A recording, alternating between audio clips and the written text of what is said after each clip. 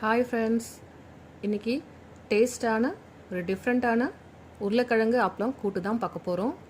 கூட்டுனாலே நம்ம பொடலங்காய் இது மாதிரிலாம் பார்த்துருப்பீங்க. இன்றைக்கி உருளைக்கிழங்கு போட்டு அப்பளம் போட்டு ஒரு கூட்டு செய்யலாம். இது ரொம்ப நல்லா டேஸ்ட்டாக இருக்கும். குழந்தைங்கலேருந்து பெரியவங்க வரைக்கும் எல்லாம் ரொம்ப விரும்பி சாப்பிடுவாங்க. இப்போ வாங்க இதை எப்படி செய்யுதுன்னு பார்க்கலாம்.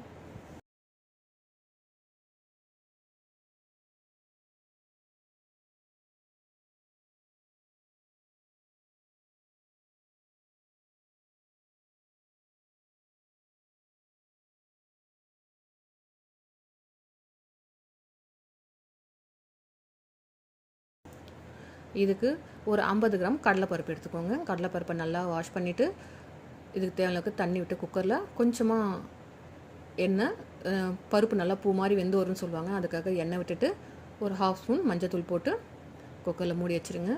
இது ஒரு 6-7 விசில் வரட்டும். ஏன்னா நல்லா கடலைப்பருப்பு வேக கொஞ்சம் லேட் ஆகும், ஆனால் இது நல்லா வெந்து வந்தனா தான் நல்லா டேஸ்ட்டாக இருக்கும். ஸோ இது வேகட்டும். நம்ம அதுக்குள்ளே இந்த பக்கம் கூட்டுக்கான ப்ரிப்ரேஷன் பார்க்கலாம். ஒரு வானல் வச்சுக்கலாம். வானலில் ஒரு 6 ஸ்பூன் எண்ணெய் விட்டுக்கோங்க. எண்ணெய் நல்லா சூடாயிடுச்சு. இப்போ ஒரு ஸ்பூன் கடுகு, ஒரு 1/2 ஸ்பூன் கடலைப்பருப்பு, உளுத்தம்பருப்பு. இது நான் போட்டு பழகிட்ட எல்லாத்துக்கும். உங்களுக்கு தேவையில்லைன்னா நீங்கள் ஸ்கிப் பண்ணிடலாம். கடுகு நல்லா பொரிஞ்சிச்சு. இப்போது பொடியாக கட் பண்ண வெங்காயத்தை நம்ம ஆட் பண்ணிக்கலாம். இதுக்கு 2 மீடியம் சைஸ் வெங்காயமே போதும். இதை போட்டு நல்லா கோல்டன் கலர் வர அளவுக்கு நல்லா வணக்கி விட்டுட்டு ஒரு கொத்து கருவேப்பிலை, நல்லா ஃப்ரெஷ் கருவேப்பிலையாக இல்லை நான் சேர்த்துருக்கேன், அதையும் இதோடு போட்டு நல்லா கிளறி விட்டுடுங்க. இப்போது இதுக்கு தக்காளியும் பொடியாக தான் நான் கட் பண்ணி வச்சுருக்கேன்.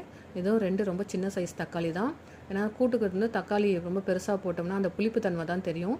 ஸோ மீடியம் சைஸ் பெரிய தக்காளி எடுத்திங்கன்னா ஒன்றே கூட இதுக்கு போதும். இப்போ இதையும் சேர்த்து நல்லா கிளறி விட்டுக்குங்க. நல்லா கொஞ்சம் எண்ணெய் பிரிஞ்சு வரளவுக்கு நல்லா வணக்கி விட்டுட்டு உருளைக்கிழங்கு வந்து இப்போ நான் இதில் சேர்க்க போகிறேன். நான் ஏற்கனவே உருளைக்கிழங்கு தோல் சீவி சின்ன சைஸில் கட் பண்ணி வச்சுருக்கேன். இப்போ அதை இதோட நான் சேர்த்துக்க போகிறேன். இதுக்கு நான் வந்து மீடியம் சைஸான 3 உருளைக்கிழங்கு எடுத்திருக்கேன், அதை நான் கட் பண்ணி வச்சுருக்கேன். இப்போ இதில் சேர்த்து அதையும் நல்லா கிளறி விட்டுக்கிட்டேன். இதுக்கு இப்போது தேவையானக்கு உப்பு, கொஞ்சம் மஞ்சத்தூள், மிளகாய்த்தூள். நான் வீட்டு மிளகாய்த்தூளும் போட்டிருக்கேன், கொஞ்சம் காஷ்மீரி சில்லி பவுடர் சேர்த்துருக்கேன். 1 ஸ்பூன் 2மே சேர்த்து தான் போட்டிருக்கேன். இதை போட்டு நல்லா கிளறிட்டு இப்போ நீங்கள் உப்பு காரம் எப்படி இருக்குன்னு செக் பண்ணிக்கலாம். உங்களுக்கு தேவைன்னா இது கூட நீங்கள் சேர்த்துக்கலாம். இப்போ நல்லா இதை வணக்கி விடுங்க. எண்ணெய் பிரிஞ்சு வரளவுக்கு நல்லா வணக்கி விட்டுட்டு தேவையானக்கு தண்ணி ஊற்றிடுங்க. தண்ணி ஊற்றி ஒரு கொதி வந்தோடனே சிம்மில் வச்சு விட்டுடுங்க. ஒரு தட்டு போட்டு மூடிடலாம். இப்போ பாருங்கள், பருப்பு அதுக்குள்ளே வெந்து நல்லா வந்துடுச்சு. பருப்பு வந்து ஒரு கடைஞ்சி வச்சுக்கிட்டு அதையும் சேர்த்து உருளைக்கிழங்கோட நான் சேர்த்து கலந்து விட போகிறேன்.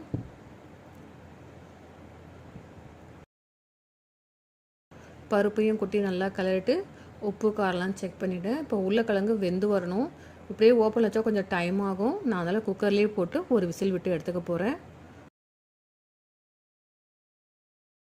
பாருங்கள், இப்போ குக்கரில் போட்டு விசில் வச்சுட்டேன்.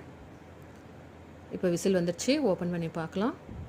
கூட்டு நல்லா ரெடி ஆகிடுச்சு. உருளைக்கிழங்கு வந்து நல்லா வெந்துருச்சு. அவ்வளோதான், கூட்டு ரெடி ஆகிடுச்சு. ஆனால் இதுக்கு இன்னொரு முக்கியமான பொருள் நம்ம சேர்க்க போகிறோம். இப்போ கூட்டு தண்ணியாக இருக்கேன்லாம் நீங்கள் நினைக்க வேண்டாம். ஏன்னா இப்போ நம்ம போட போகிற அப்பளம் வந்து இந்த தண்ணியெல்லாம் அப்படியே உறிஞ்சிரும். அப்போ கூட்டு நல்லா திக்காக நல்லாயிடும்.